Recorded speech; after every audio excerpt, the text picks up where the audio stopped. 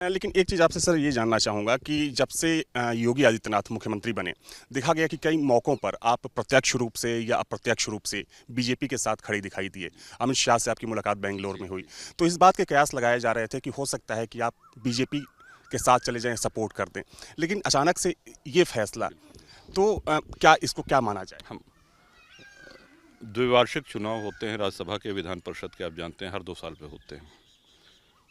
तो माननीय मुख्यमंत्री जी ने और भाजपा के संगठन के बड़े लोगों ने आज से 6-7 वर्ष पहले की बात है, 2018 की बात है, उन्होंने कहा कि आपका चाहिए वोट चाहिए, आपका समर्थन चाहिए। तो हमने भारतीय जनता पार्टी का साथ दिया राज्यसभा से और उसके बाद विधान परिषद में भी दिया। तो और बिना किसी लालच, बिना किसी शर्त, बिना किसी नखरे के,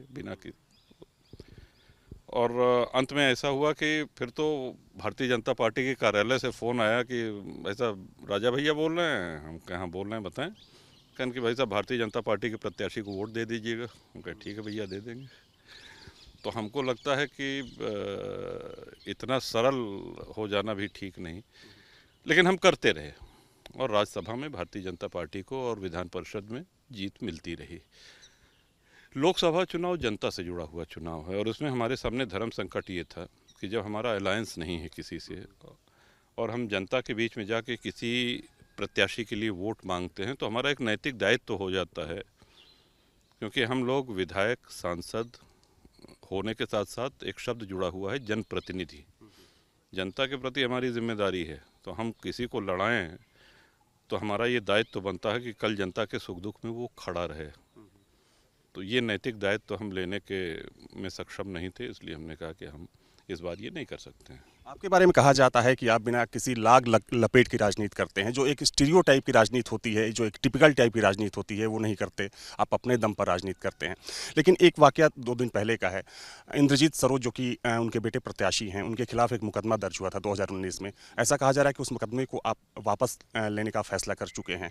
तो इसको लेकर क्या समझा जाए, क्योंकि चुनाव है, उनके बेटे चुनाव लड़ रहे हैं। नहीं, ये सही बात है कि 2019 में एक मानहानि का मुकदमा दायर हुआ था, लेकिन अब हमने निर्णय लिया है कि उसका अब कोई औचित्य नहीं। हमने वापस लेने के लिए अपने अधिवक्ताओं को निर्देशित कर दिया है। तो कोई इसके राजनीतिक मायने ना निकाले जाए? नहीं, कोई राजनीतिक मायने न निकाले जाए। एक सर सवाल बड़ा इंपॉर्टेंट है। जब से चुनाव शुरू हुआ तब से कहा गया पश्चिम से कि क्षत्रिय नाराज हैं, क्षत्रिय नाराज हैं। ठाकुरों के स्थापित नेता हैं, और अगर अवध बेल्ट की बात करें, पूर्वांचल की बात करें, तो आपका एक्सेप्टेंस दूसरे नेताओं से कहीं आगे दिखता है।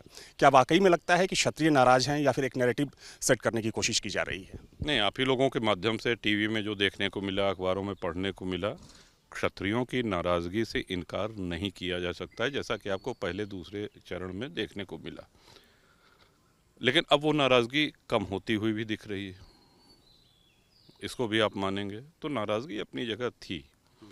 यहाँ पे जो हम कहेंगे कि कौशाम्बी और प्रतापगढ़ का जो समीकरण है, वो सीधा है कि हम इस स्थिति में नहीं थे कि हम किसी के लिए वोट मांगें और जनता से ये जाके कहें कि साहब इनको वोट दीजिए, ये आपके सुख दुख में खड़े रहेंगे।